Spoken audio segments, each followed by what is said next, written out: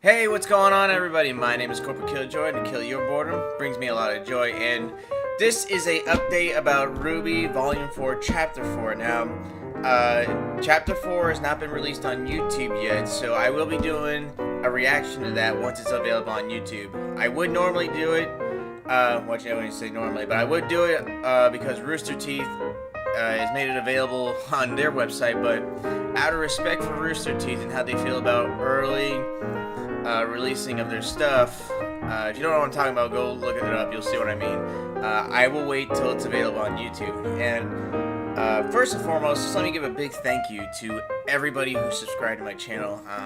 From my first Rwby reaction for chapters 1 and 2 for this volume, so far the video has accumulated 2,300 views, which I know for a lot of people were like, hey, it's just 2,300 views. No, that's nothing. Well, you know, to maybe like higher level YouTubers like PewDiePie and Good Mythical Morning, yeah, that may not seem like a lot. For me personally, it is a lot because it brings a big deal to me because it shows that there's people out there viewing me, and you know, little by little, I'm getting subscribers. And I got, from when the video went up to now, I've gotten over 60 plus subscribers and just a lot of love and respect from you guys. Like one lady wrote down that she saw that I was a veteran Marine and that she loved my reactions and that she was honored. You know, I don't know what you mean by honored, but I guess honored to see that, you know, a veteran Marine on YouTube reacting to all this stuff. Another guy said that, you know, they were glad they found me, and another person said, yeah, excellent reaction, keep growing, and all this is really warming my heart up a lot.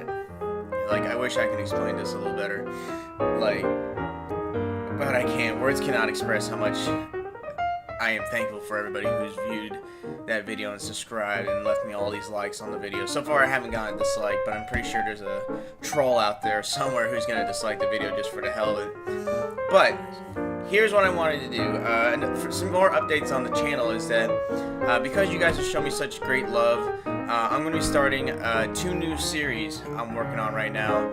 One of them is called Hit or Miss, and the other one is called Why We Love It. Hit or Miss is basically looking at anything. It doesn't have to be Rwby related, but anything, you know, popular in pop culture, from movies, TV shows, video games, and then we look at the good, the bad, and then we discuss, is it a hit or miss? So pretty simple with that. And why we love it is just to look at why we love something, you know. And because we're on the subject of Rwby, and I'm on volumes right now, or I'm on volume 4 right now with everybody else, I'm going to be working on why we like Rwby, but not just a series. I'm going to be doing individual episodes for each character, you know, why we love Rwby, why we love Weiss, Blake, Yang, and even, you know, members of Team Juniper, why we like villains like Torchwick and Neo. So I'll definitely be doing that. But now to the main focus of this video is that I'm going to be discussing the possible relics, or relic, that Salem was talking about at the end of episode 3. Or chapter 3, whatever you want to call it. Now, I have a few theories out there that what they might be, and it turns out that a lot of other people think that it might be the same thing. So we're going to go through each and every one and try to see how it could possibly be this one item or one of the other items, but at the same time, how it may not be the item that we thought it might have been, or it could have been. But hell, you know, this is like, you know, going in so many directions now with Rwby that it could be anything. It might be an item that we haven't even seen yet, or maybe we have seen it in the World of Remnant videos and we just don't realize it yet. So, without further ado, let's get started. The first item I want to talk about is what everybody is saying is Ozpin's cane, which would probably make the most sense out of all the items that I'm going to be referring to, because there's also another theory out there about Ozpin being the wizard because of his name. You know, it's in relation to the Wizard of Oz. However, Ozpin, I truly believe, is not the wizard. However, I believe that he inherited the wizard's power, because you remember with the 4 maidens, when the maidens die, their power goes on to the last person in their memory, whether it be their killer or a possible loved one, or it could just float off to the next person. So, in my opinion, since this power came from the the wizard himself, it is possible that the wizard's power moves on from person to person, just like the maidens. So there's that. But more back on the Osmond's cane. Now, it would make a lot of sense because there seems to be a lot of focus on Osmond's cane. It is constantly with him at all times. We've rarely seen Osmond in any type of action except towards the end of Volume 3 when he was fighting Cinder. So, with that being said, it is highly likely that it is because even Crow went to retrieve it. So it is possible that maybe the hilt of it or maybe the whole cane is somehow in relation to the wizard. However, here's where that wouldn't work. If you remember the story of the wizard, when you look at the world of Remnant, it doesn't show the wizard using a cane, a wand, or any type of staff. The magic comes from his body naturally.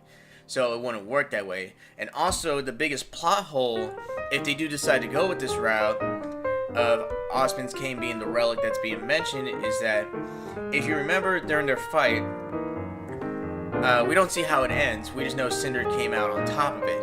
And we're all probably guessing Osmond's still alive. However, I don't see why Cinder wouldn't grab the cane even if she beat him to a bloody pulp and left him for dead. Because her plan was executed and organized on a very high level. And if Salem knew that that was what the relic was, I highly doubt that she would keep that secret from Cinder unless there's a power, within the relic that can grant someone even more power than what they already have. So either she knows what the relic is, that being Cinder and or Salem, and they're just keeping it from each other, or simply it's just not Osmond's cane. So that's the plot hole right there. Another item people have been talking about is Pyrrha's crown. Now, I looked into this, and every shot we see Pyrrha in, she's always wearing that crown. It's like she goes, it's like she showers with it, she does everything with that crown. So there might be some importance to this. And also, before Rwby went fucking psycho with those silver eyes on Cinder, we see that everything was disintegrated from Pyrrha except the crown. Now, people are saying that this is just a plot hole in the story because if Cinder had the ability to disintegrate an entire person plus the armor they were wearing, why would just one item be left behind? And anyone who's taken any film class knows that when you see something happen, it's there for a reason. So when we see Cinder drop the crown, that's probably there for a reason. So this could be a relic as well. Now, here's where this doesn't apply. Is that if that was truly one of the relics she was supposed to give for Salem, why isn't that Cinder just didn't take it with her? I mean, if that was an item of interest, just like the cane, why is it that Cinder didn't take these items? So that's the plot hole right there. If it is the cane, why didn't Cinder take it before? Even if Osmond was beaten pretty bad, maybe not killed, but still beaten pretty bad, why didn't she take these items? That's the biggest question. So it's possible that this might be an item that we haven't been introduced to just yet. So here's my theory of what the possible relic might be. And it goes all the way back to Volume 1. Some of you might even know what I'm referring to. Is during one of the episodes in Volume 1 when the teams are being assembled, Osmond and Glinda Osmond set relics out. And the relics, and they were called relics because if you remember what Glinda said to them, she said this. At their current pace, they should reach the temple within just a few minutes. Speaking of which, what did you use as relics this year?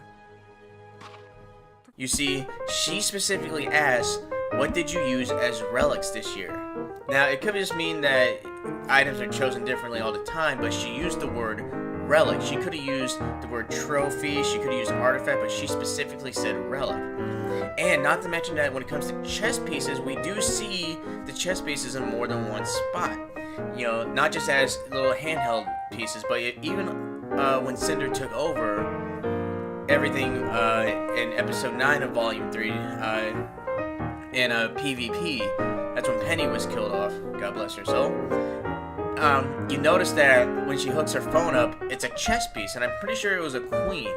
So it could be possible that these chess pieces, or even maybe one of these chess pieces, might be a relic.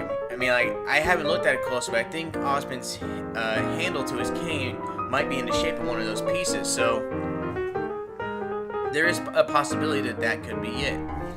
And we haven't seen those pieces in a long time. So it's like when you get reintroduced to something you saw in the beginning of a series and then reintroduced it back as like a oh shit factor. So it is possible that one of the chess pieces might actually be the relic Salem was talking about. And who is she referring to?